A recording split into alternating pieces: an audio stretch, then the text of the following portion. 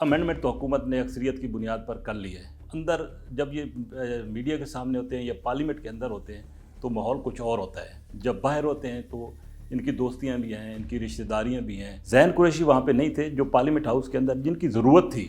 حکومت کو پتہ تھا کہ ہمیں اتنے بندوں کی ضرورت ہے, وہی بندے صرف لائے گئے تھے. باہر پریس کانفرنس BNP کے لوگ کر رہے تھے کہ نسیمہ احسان اغوا ہو گئی ہیں. میں نسیمہ احسان کو 2 روز پہلے بھی ملا ہے. ساتھ ہی انہوں نے یہ بھی کہا کہ مجھ پر پریشر بھی ہے.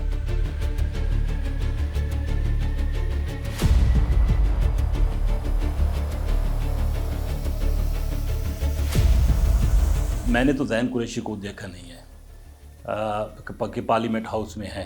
ان کا ایک ویڈیو بیان بعد میں آیا اور PTI کے وہ لوگ جو کہ ووٹ ڈالنے کے لیے آئے تھے, پہلے ان کو بھی کسی نے نہیں پارلیمنٹ ہاؤس کے میں دیکھا.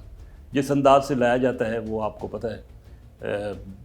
ایک راستہ ہے پارلیمنٹ ہاؤس کے بیک سائڈ سے ایوان صدر کی طرف سے, وہاں سے ان لوگوں کو لایا گیا اور 4th فلور ہے, وہ پریزیڈنٹ کا ایک چیمبر بنا ہوا ہے, وہاں پہ ان لوگوں کو بٹھایا گیا تھا. ذہین قریشی وہاں پہ نہیں تھے جو پارلیمنٹ ہاؤس کے اندر جن کی ضرورت تھی. حکومت کو پتہ تھا کہ ہمیں اتنے بندوں کی ضرورت ہے, وہی بندے صرف لائے گئے تھے. لیکن ذہین قریشی پہ جو ہے وہ سوال اٹھ رہا ہے کہ جب تک حکومت کا یہ فگر پورا نہیں ہوتا اس وقت تک ذہین قریشی صاحب کا ویڈیو بیان سامنے نہیں آیا, اور جب یہ فگر پورا ہو گیا تو اس کے بعد ان کا ویڈیو بیان سامنے آیا ہے. تو اس سے کچھ جو ہے وہ شکوک و شبہات جنم لے رہے ہیں. اگر یہ پہلے بات وہ اپنی کلیئر کر دیتے تو مختلف بات. اب یہ بھی کہا جا رہا ہے کہ اگر ان کی ضرورت پڑ جاتی تو شاید وہ بھی آ جاتے, تو اس لیے یہ شکوک و شبہات پیدا ہو رہے ہیں.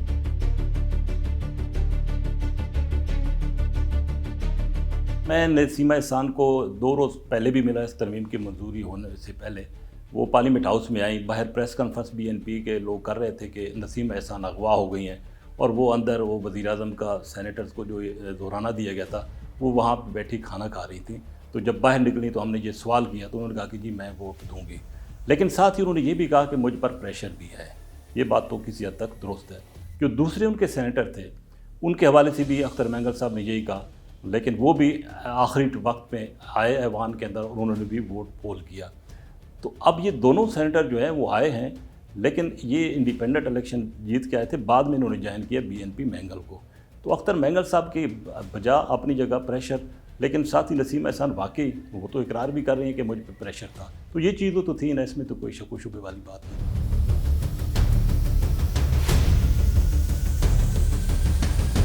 26ویں آئینی ترمیم جو ہے اس پر تو سب کی نظریں لگی ہوئی تھیں, اور یہ ایک ایسی ترمیم ہے جو کہ عدلیہ سے ریلیٹڈ تھی, اور وہ حکومت کی مجبوریاں جو ہیں وہ بھی سب کو پتہ تھا.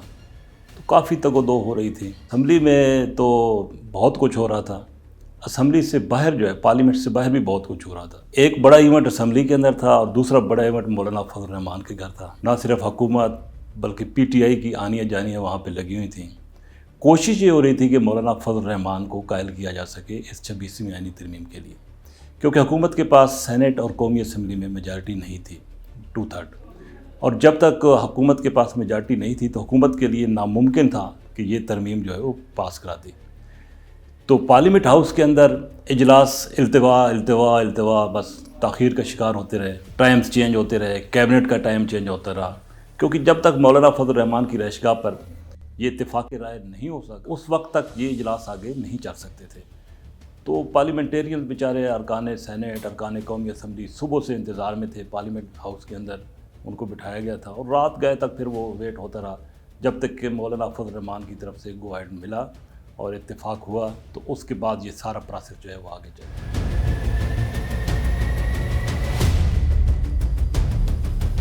میں نے یہ جو 26ویں آئینی ترمیم ہے یہ پہلی دفعہ کور نہیں کی. میں نے جب LFO لایا گیا تھا اپروو کرانے کے لیے پرویز مشرف کے دور میں, وہ بھی کور کیا تھا, اور اس وقت بھی ایک طویل سیشن چلا تھا.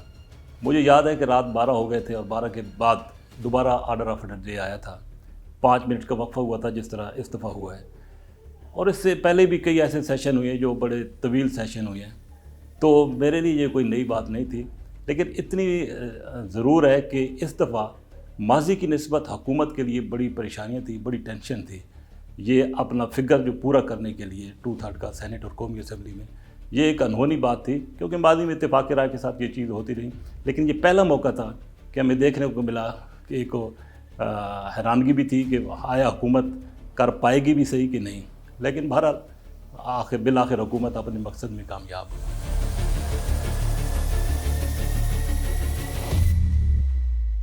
میں تقریباً 25 سال سے اس پارلیمنٹ کو کور کر رہا ہوں اور بہتر جانتا ہوں ان سیاستدانوں کو. اندر جب یہ میڈیا کے سامنے ہوتے ہیں یا پارلیمنٹ کے اندر ہوتے ہیں تو ماحول کچھ اور ہوتا ہے.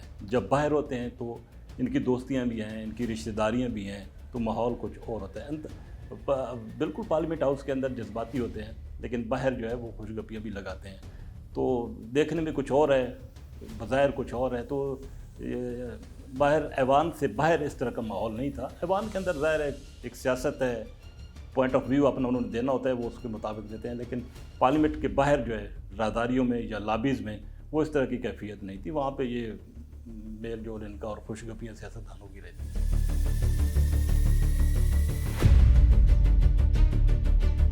وہ ایم این اے جو الیکٹ ہو کے آیا ہے انڈیپینڈنٹ اور اس نے جوائن کر لیا کسی پارٹی کو, اس کے خلاف تو ایکشن ہوگا, وہ کارروائی بالکل پروسیس ہوگی اور ریفرنس بھی جائے گا اور وہ ڈی سیٹ بھی ہو جائیں گے.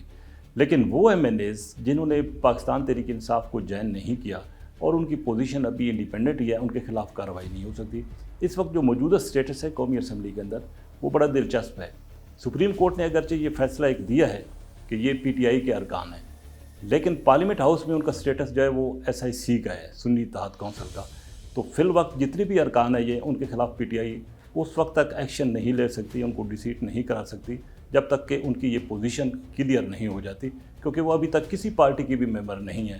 کچھ آزاد ہیں, کچھ ایس آئی سی کے پلیٹ فارم سے ہیں, اور ایس آئی سی کا جو پلیٹ فارم ہے وہ بھی ابھی مبہم ہے. تو اس وجہ سے یہ ناممکن نظر آ رہا ہے کہ یہ لوگ ڈی سیٹ ہوں گے.